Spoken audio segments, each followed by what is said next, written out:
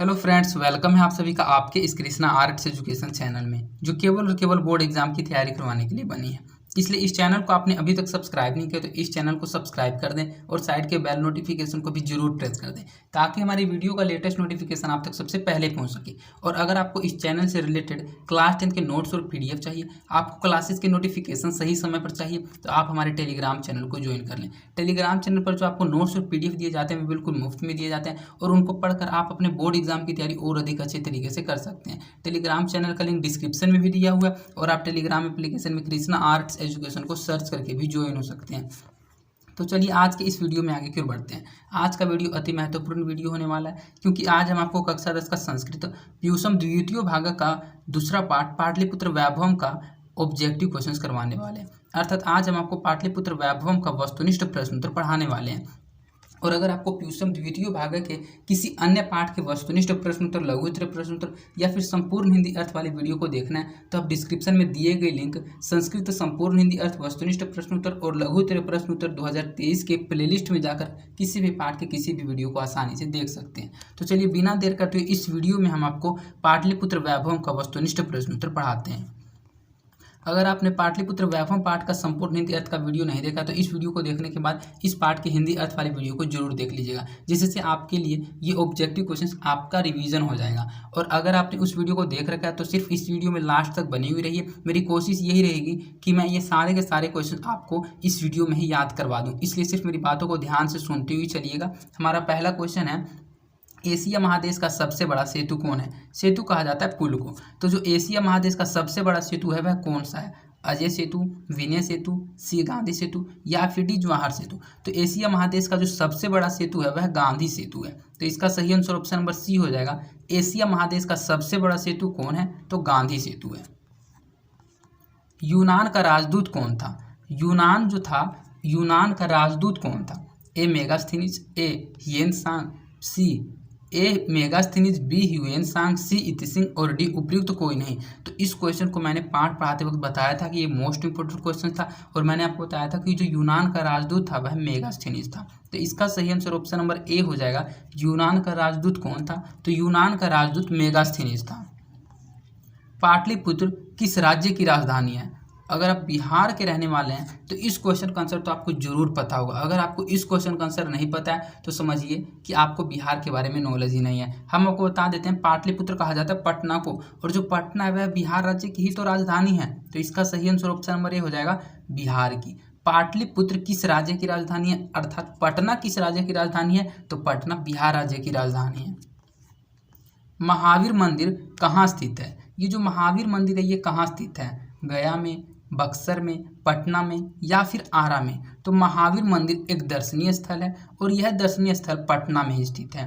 तो इसका सही आंसर ऑप्शन नंबर सी हो जाएगा। महावीर मंदिर कहाँ स्थित है, तो महावीर मंदिर पटना में स्थित है।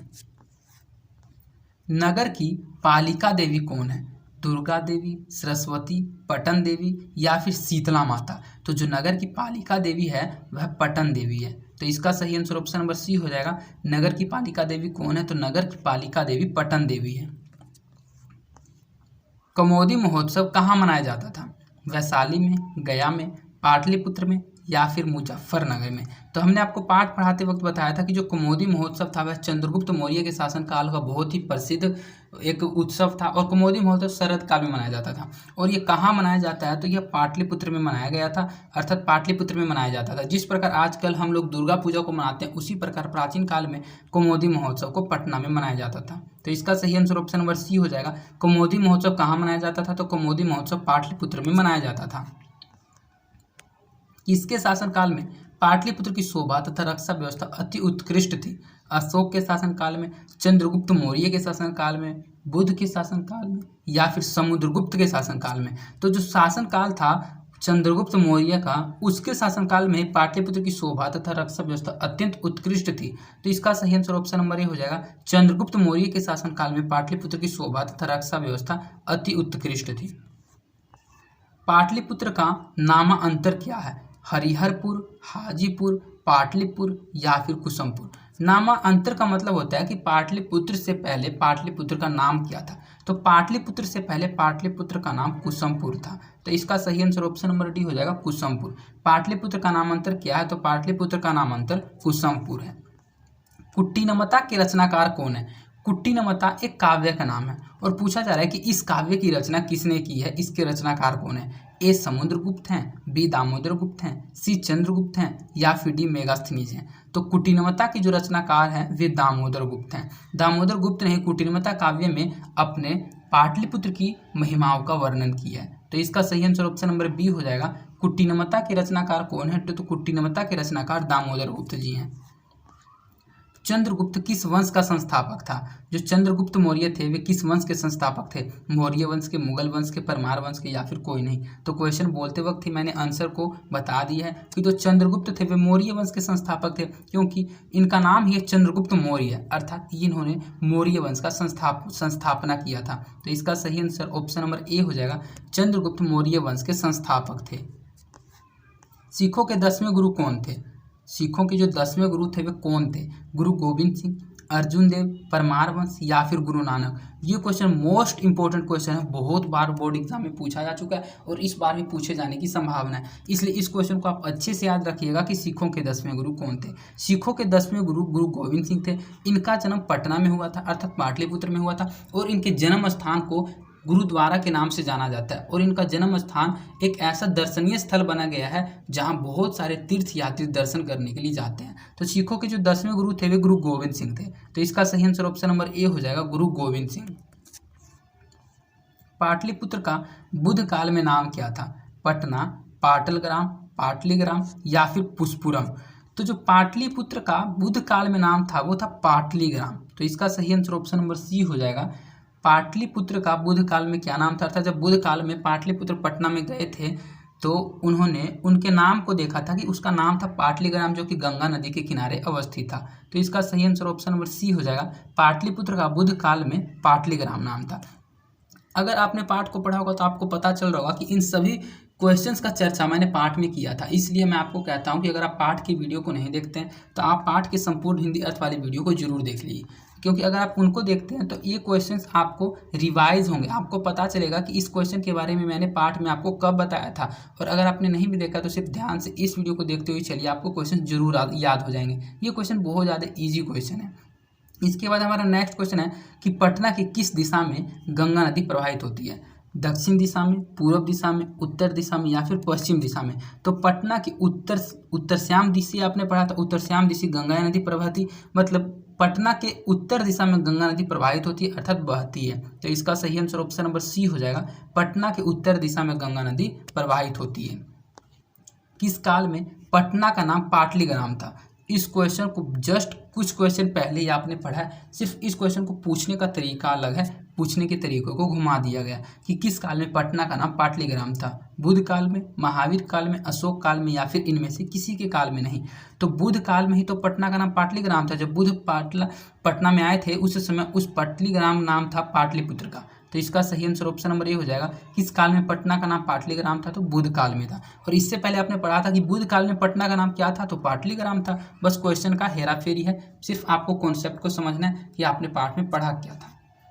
गोलघर कहाँ अवस्थित है? अर्थात गोलघर कहाँ स्थित है? पटना में, गया में, नवादा में या फिर बक्सर में? तो जो गोलघर है वह पटना में स्थित है।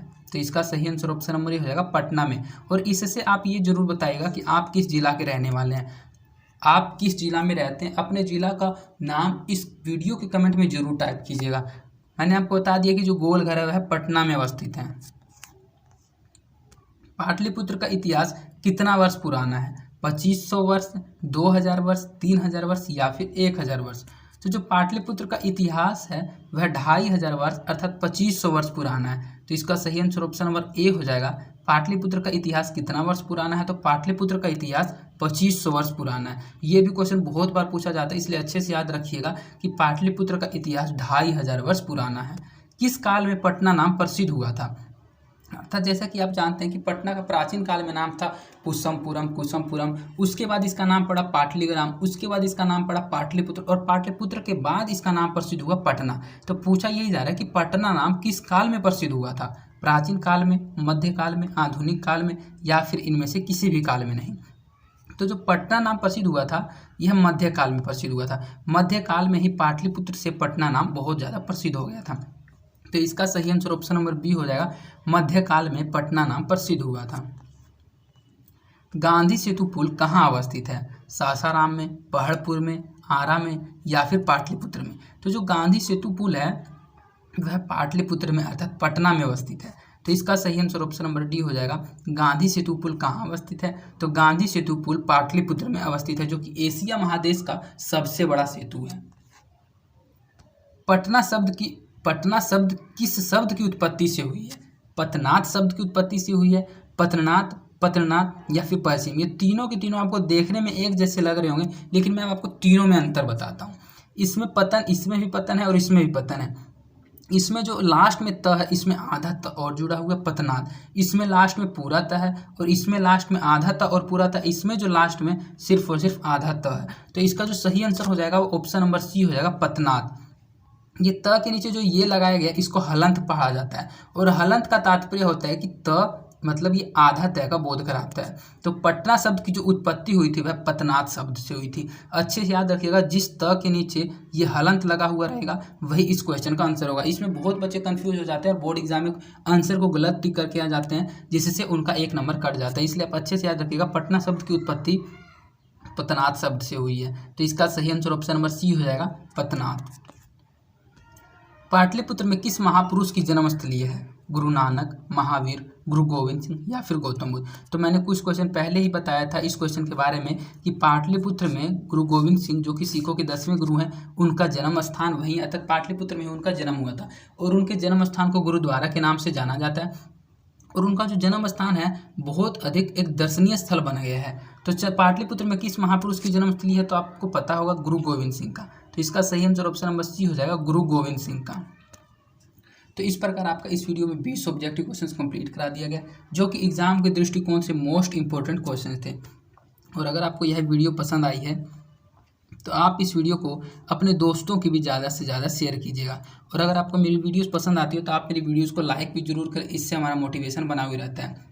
और अगर आपने अभी तक इस चैनल को सब्सक्राइब नहीं किया तो इस चैनल को सब्सक्राइब कर दें और साइड के बेल नोटिफिकेशन को भी जरूर प्रेस कर दें।